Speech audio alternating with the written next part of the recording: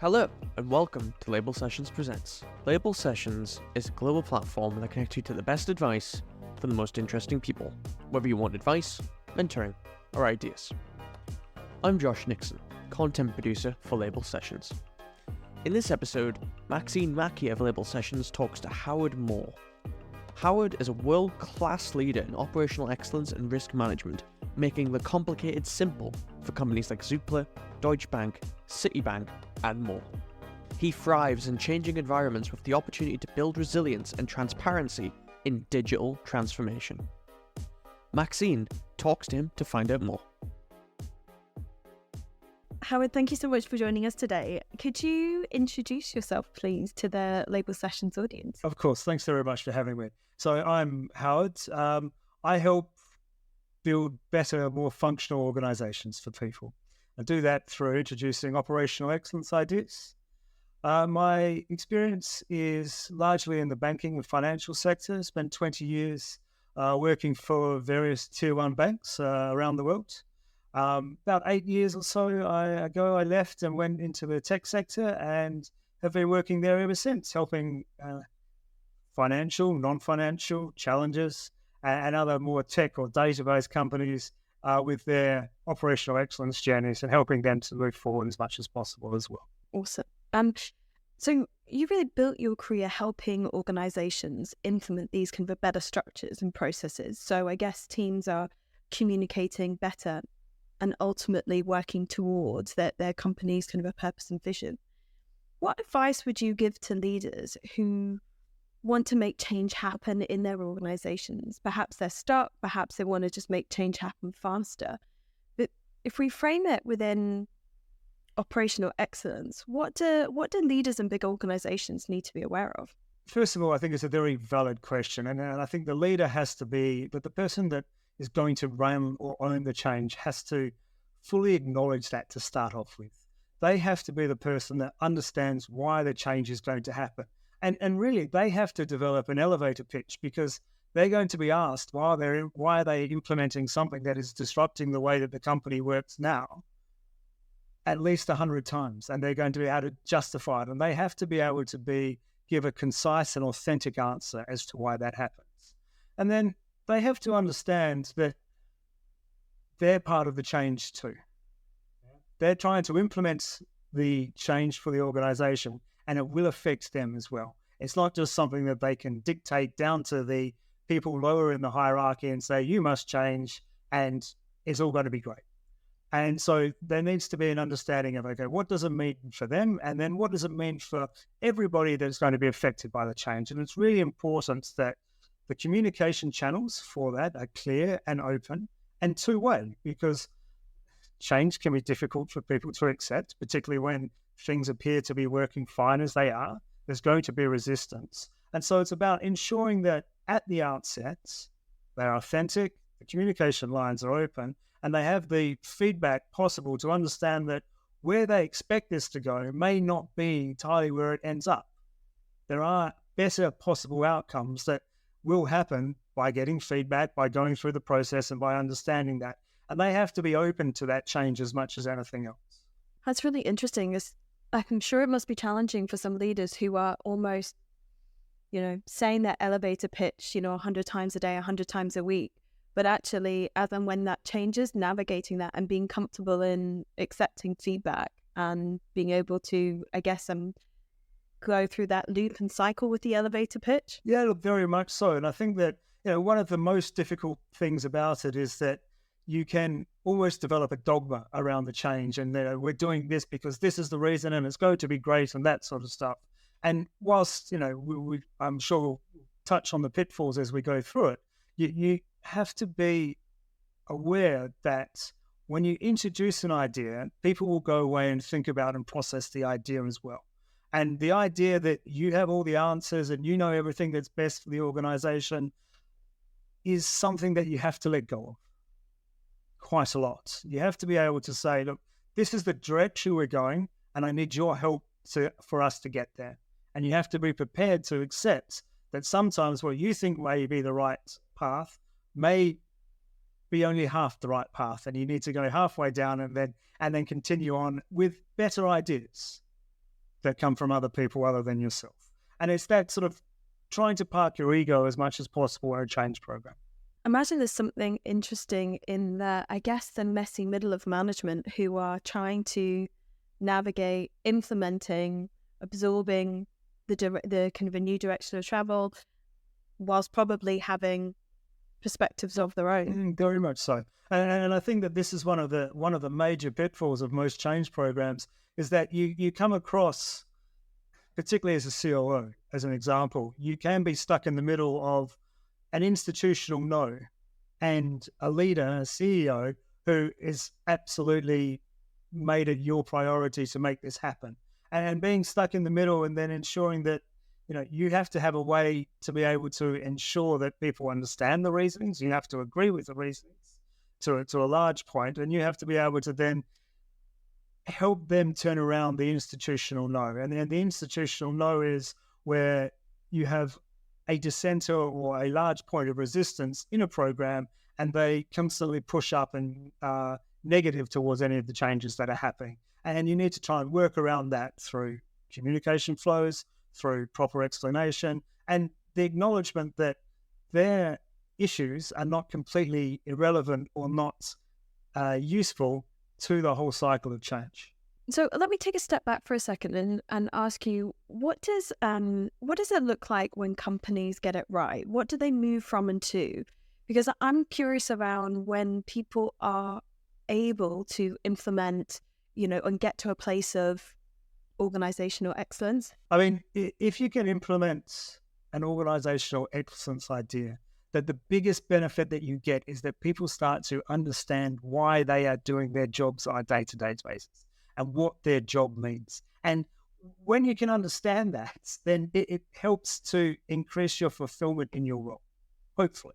I mean, it may not increase your fulfillment in your role, and then at least then the people understand that they need to leave to find a different role, or that it's not suiting their career purposes and that sort of stuff. But when it does work and your people are where they need to be, and that will be a period of change within itself, then you can have a higher performing organization because people understand the effects of their work, and people understand the effects of their work or their day-to-day tasks or their involvement in those tasks with the rest of the organization. And particularly if you start to marry that towards higher level internal and then external goals, then people feel that they're working towards something. And the communication flows are working well, and they understand where they are in that process, and they can then start to feel proud of where their part in the organization sits and what the organization is doing. Maybe lift the lid on the engine for me around what it means takes to make the complex simple for a chief operations officer and a leader in a big organization. What do you have to do? Because I feel like when I'm hearing you speak, you must have to have so many conversations all the time. I need a huge amount of resilience to kind of make complex simple, but give me some secrets. What does it take? Absolutely. Well, first and foremost, you have to not be bored of the sound of your own voice, because you do have to do a lot of conversations, have a lot of conversations, and often cover the same ground, because you need to make sure that people have all the information that they need. But I've always liked to think of it as a bit of like a Cézanne or an Impressionist painting. From a distance, it looks like a coherent bridge or a coherent field or whatever it is. But when you get up closer, you see that it's a whole lot of individual brushstrokes that are separate but connected. And at a distance, it is a whole, but up close, it's a lot of different things that need to interconnect and need to relate to each other. And what it is making the complex simple, is understanding that it's breaking it down into all of those little bits that all work along each of the process flows to make sure that people understand where it comes from, where it goes, what it does, why that happens, who is it for, why is it for them, and what are we trying to work towards. And so it's about trying to break it down so people can understand the best possible way to do their role, so they have the creativity to understand, this is what I'm trying to achieve, this is what it's trying to do. Does it make sense? And you then free them up to inject their abilities into the role, because they're going to understand their roles better than you will. And so, okay, well, maybe we should do this or maybe we should do that. We need to meet these goals or these expectations. What's the best way to do it? And if people feel that they have some input into the roles that they're doing, they become far more invested in it. And so if you can make the whole overall complex idea into simple tasks or simple processes, then people can start to feel far more involved in. So you've not only made the complex simple for the organizations you've worked with, you've done it in so many different geographies. I think am I right? You've worked in Japan, Hong Kong, Singapore. I think there's probably a few more I've missed from that list. What advice would you give to people who are navigating kind of a different working environments and cultures? Because this is obviously something you've leaned into, a huge amount in your career. Yeah, absolutely. I've been really lucky because I've been sent to places, please go and sort this out, or please go and do that. And, I wouldn't change that for anything. It's the most exciting and interesting thing. I think the most difficult part is to realize that it's not a passive process, in that if you're going to, if you want to change your industry, or if you want to change your location, or you want to change even a company, it's not a passive process. You have to be prepared to put yourself out there. And you have to listen, and you have to try and understand, and you have to try and be sympathetic. But you have to ask questions. You have to be the person on the front foot quite a lot to say, look, I don't understand what that meant, or I don't understand why we do this. Can you please teach me? Can you please help me? You have to try and find people that are prepared to do that. And you have to admit that you don't know everything. One of the really interesting parts about moving from the relatively rigid corporate world of investment banks to the tech sector was that things don't work the same way. And you may think it's better or you may think it's worse. That doesn't necessarily mean anything to any of the people there. You're just another person that's been asked to do a role. So you have to understand why things work the way they do, why people act the way they do, what the aspects are. And you have to be prepared to say, okay, well, this is how it works now. I can then perhaps use my experience to help the company move forward because I've seen it work in different ways. That doesn't work culturally. There's no point. I mean, my first proper management job was in Tokyo. I had a week's notice to prepare for it. And then I was there. I arrived on a Sunday night and started work on the Monday morning, trying to introduce my limited experience of management, which was almost nothing, and my cultural experience to a team of Japanese people where English was their second language at best, is not the way forward. And you learn that through trial and error as well. You can't be too hard on yourself, but you have to accept the different cultural norms, and you have to try and understand them and try not to make too many major mistakes and upset too many people, which unfortunately I wasn't great at the start of, but you get there. This podcast is brought to you by Label Sessions, the global platform that connects you to the best advice from the most interesting people. Around the world, we work with brands to connect their people to true leaders, just like the people you hear on this podcast, for live sessions of advice, mentoring, or sometimes to collaborate on ideas. To find out more, visit labelsessions.com and book in for a demo with our team. How important is it to have I was going to say your tribe in an organization, but the people that help you make change happen? It can't be overestimated how important it is. You need to have a small group of people at minimum that are invested in the change that you want to do. And they have to have come to the same conclusions that you have almost independently when given the facts, because they have to buy into it. It's very interesting when you look at some of the different cultural norms, and Japan's a good example of this. The idea that the boss has said it, therefore it must work, doesn't breed a particularly happy workforce in these sorts of situations. And that has changed quite a lot through Kaizen and the Toyota way, and the way that Japan moved its the archaic cultural norms it had previously. But you need to have a group of people, and hopefully in leadership positions, that buy into the change that you want to be able to do, and are also then prepared to be your cheerleaders, your instigators, your salespeople for that change within the organization.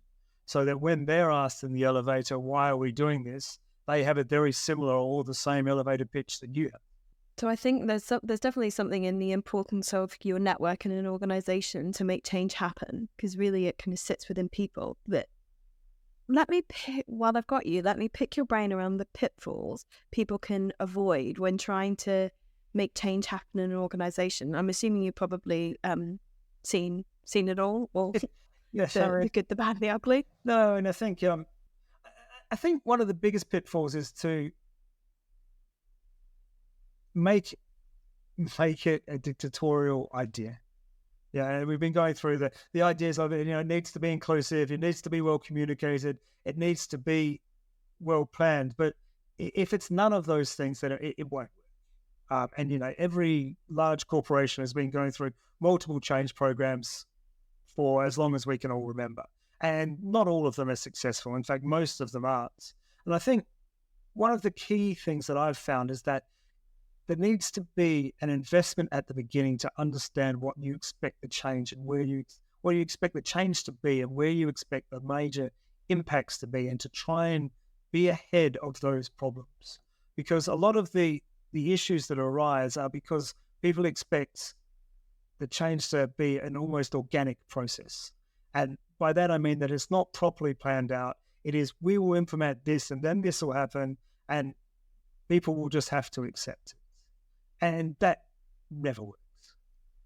And you have to also then not leave your middle management in the middle, stuck between a workforce or people on the ground who don't want the change to happen because they either don't understand it or they can see the impacts on their roles and they are not happy with what those impacts are going to be.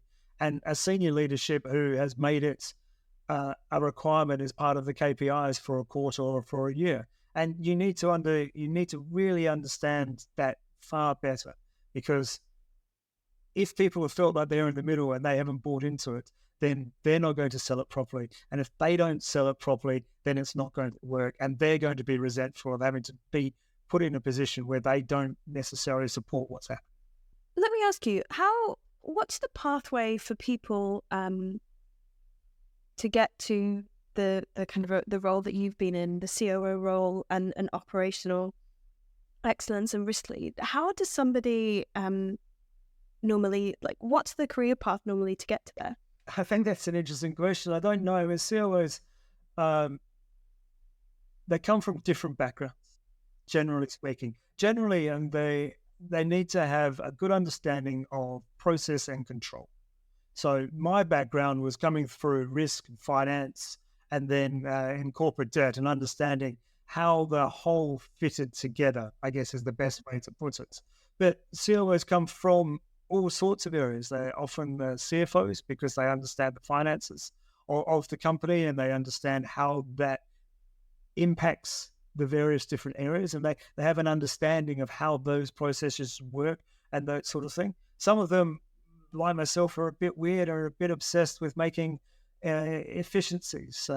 My son gets bored of me walking into coffee shops and say, look, you can see where they're doing something wrong here, and that doesn't work, and if they did that this way, and that sort of stuff.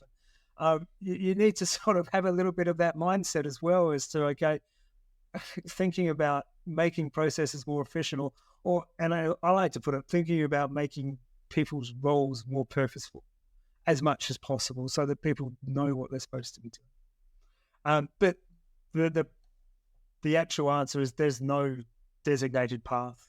A lot of CLOs are talented managers. They're good at understanding how to implement change or do operational processes, and they're the person that the CEO trusts most to implement their plans. Howard, we're going to move on to the quick fire round. Okay, sure. So, peak nosiness, where do you go to feed your brain creatively? I like going hiking for creativity and walking. I think anywhere where you can be doing something that doesn't necessarily require your full operation of your brain. And so that you can then exactly. Where you can almost daydream a little bit about how things should work differently and come up with different problems and that sort of stuff. And I also like looking outside of the industry I'm trying to work on, and understand if there's something from somewhere else that maybe you can apply to this, whether it be managing a team, implementing a change process, or whatever. I think that, there's so many fantastic ideas out there, and there's so much now available that it is looking at these different ideas and going, actually, that's, if we tweaked it like this or like that, or, that's a great idea, we should just do that. It's those sort of things and trying to introduce different ideas at different times, I guess, is the best answer. Who is interesting to follow from the world of operational excellence? Who do you like to kind of see what they're writing, see what they're saying? I think it's really interesting because operational excellence started with Henry Ford. So, and the moving production line and that sort of stuff. And so, honestly, and as I was saying before, by taking different ideas from different areas, it's everybody from Henry Ford on. And there's nothing that can't be useful in some ways. So, but I like to look at the world of sports. I'm quite interested in sports management, and particularly elite sports management. There's a great book by Bill Walsh called The Score Takes Care of Itself, and about putting processes in place and those sorts of things. There's the High Performance Podcast by Professor Damien Hughes, which is now a very popular podcast, which is fantastic. He talks to, him and Jake Humphries talk to a lot of very interesting people and how they run their teams and how their success comes and those sorts of stuff. And sports documentaries and documentaries about companies that didn't work or failed and that sort of stuff. The Smartest People in the Room, the Enron book is a fantastic place to start. And also, just reading the Toyota Way about Kaizen and those sorts of stuff is a good place to start if people who are interested in the concept, and then pick up what different companies are doing. What do you think is overhyped right now? Is there anything that you think is interesting that's not picked up by the mainstream? I think the whole argument about working from home seems to be headlines in the papers and people writing about it on LinkedIn the whole time. And I really have never understood it. It seems very strange to me. People should be doing the thing that works best for their role and for their lives. And if that means they work from home, they work from home. If they work from an office, they work from an office. This rigidity around it seems very strange to me. I think it's massively overhyped, and I think that people need to think about it a little bit harder. In terms of things that people aren't paying attention to, I think we're at a very interesting technology point as AI is coming out and becoming an accepted in some areas and not accepted in others way of thinking about things and way of potentially using a new tool. I think that a lot of it is not being applied to the operational side of things. And I think that people should be paying more attention to that. I think that there is a lot that can be done through using those kind of concepts into how we operationalize things rather than just the creative side of things. You've talked a lot about leading change, but let me ask you, how would you describe your leadership style? I describe myself as an optimistic cynic, and I guess my leadership style sort of reflects that. I'm a very enthusiastic type of person, particularly when I believe in something like everybody does. I like to be inclusive as much as possible as a leader, but with an understanding that you can have far too many inputs into simple decisions. And simple decisions sometimes need to be taken in a simple manner, and you shouldn't overcomplicate things too complicated, overcomplicate things too much when it's not necessary, because you get bogged down in bureaucracy, and that doesn't necessarily work either. And if you had a superpower, what would it be? I'm a big traveler, so I guess it's flying. I think that would be quite cool. I think it's very much about, that would be my super. Fab. Well, I was going to ask you what you did when you're not working, but I think you've already given me the answer. Lots of travel. Yeah, a lot of travel. Hopefully, as much as possible. And playing and watching sport, playing and watching music, listening to music, that sort of stuff. I was expecting you to say music with the guitars in the background. I've been dying to ask you about them. No, yeah, definitely. There's a lot of music in my life, which is fantastic. Awesome. What title would you give your autobiography or biopic? I think What's Over the Next Hill. or I wonder what's over the next hill. I was watching a documentary series the other day, and a person was describing that adventure lives beyond the next ridge. And I really like that as an idea. I think it really sort of defines, I wonder what happens if we did this, or I wonder what happens if we looked over there, or I wonder what happens. I wonder what I can find out. To close things off, I have to ask you, as we do everybody, on a scale of 1 to 10, how weird are you, Howard? I'm quite weird, I guess. I'd probably be a 7.5 or an 8 out of 10, I guess. One of those weird people that can exist in society, but is probably thinking about something else. Well, thank you so much for sharing some of your time and thoughts with us. We really appreciate it. Not at all. Thank you very much. It's always lovely to talk. So concludes another episode of Label Sessions Presents. Be sure to follow and subscribe to the podcast no matter your platform of choice. And of course, start your journey today with us at labelsessions.com.